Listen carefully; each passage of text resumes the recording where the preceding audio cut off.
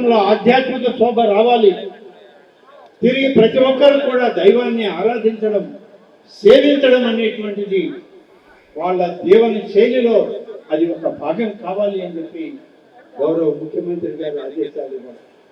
వాటన్నిటికీ తగ్గట్టు ఈరోజు దేవాలయాలు జీర్ణోద్ధరణకి అవసరమైన దేవాలయాలను మరి మనం పునర్నిర్మాణం చేయాలి అని చెప్పి ఆలోచన చేస్తే ఈ 23 మాసాల్లో 700 ఆలయాలని ఈ రాష్ట్రంలో జీర్ణోద్ధరణ పునర్నిర్మాణ కార్యక్రమాల కింద 832 కోట్ల రూపాయలు మంజూరు చేసి ఇవాళ పనులు ప్రారంభించాం. ఇవన్నీ కూడా ఒక వైపు నుంచి జరుగుతూ వస్తూ ఉన్నాయి. అలాగే ధూపదీప నైవేద్యాలని 50,000 కన్నా తక్కువ ఆదాయం ఉన్నటువంటి ఆలయాల్లో, మన గ్రామాల్లో, మన ప్రాంతాల్లో చిన్న చిన్న ఆలయాలు ఉంటే కనీసం దీపం పెట్టే పరిస్థితి కూడా లేకుండా పోయింది.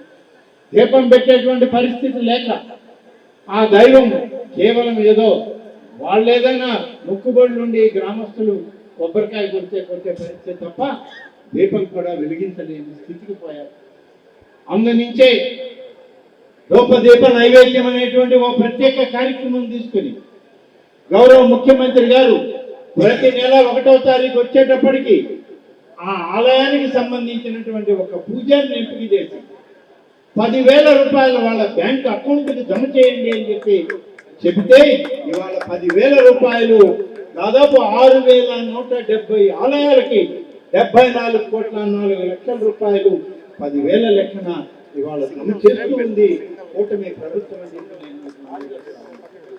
అదేవిధంగా గతంలో గ్రామాల్లో ఒక చెట్టు నీడన చిన్న గుడి కట్టుకునేవాళ్ళు, ఒక అరుగు కట్టుకునే అరుగును కూడా దైవం కింద ప్రార్థించేటువంటి రోజులు మనకు తెలుసు.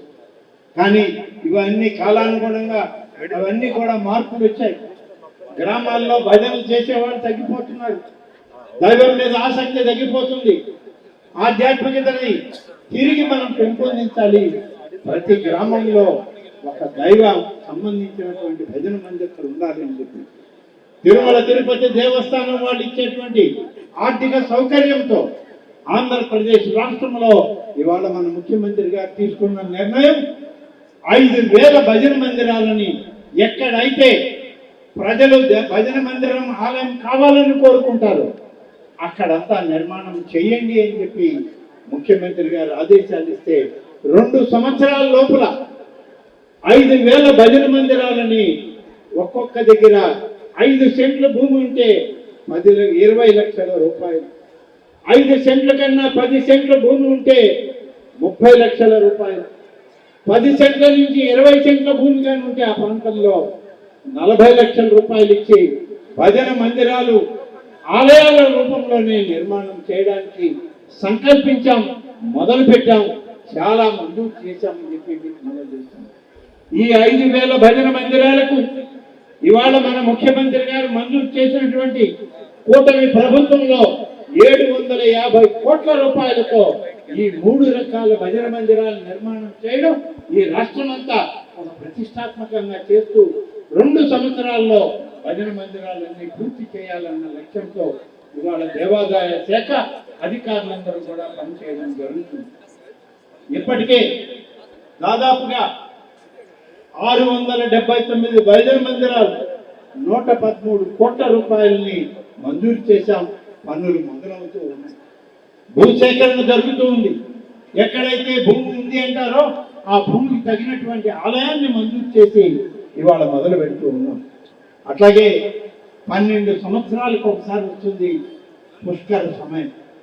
మన రాష్ట్రంలో కూడా పుష్కరాలకి పెద్ద కార్యక్రమం ఉంది.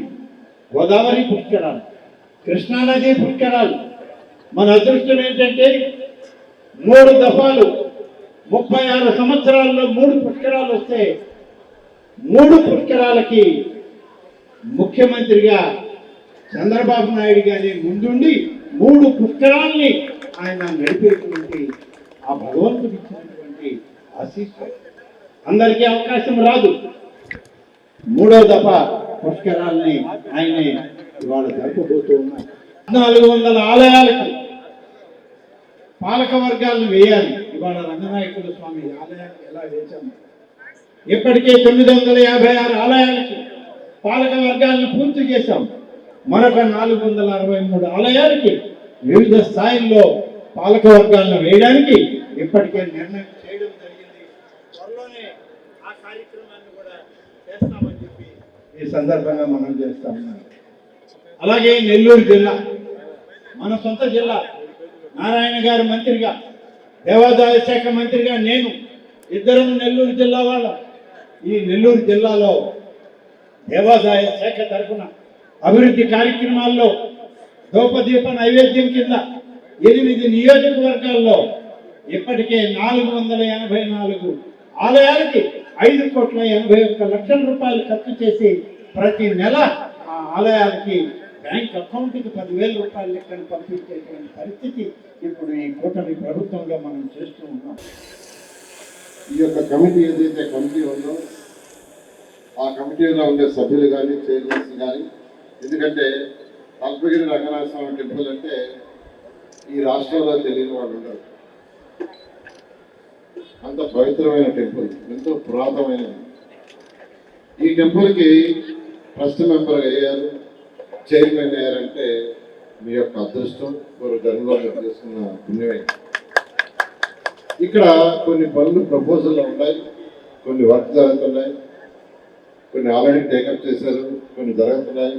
గౌరవనైన దేవాదాయ శాఖ మంత్రి గారు వాటిని యాక్చువల్గా పరిశీలించి వాటిని అన్ని ముందుకు తీసుకుపోతున్నారు. వాటిలో ముఖ్యంగా ఒకసారి చెప్పాలంటే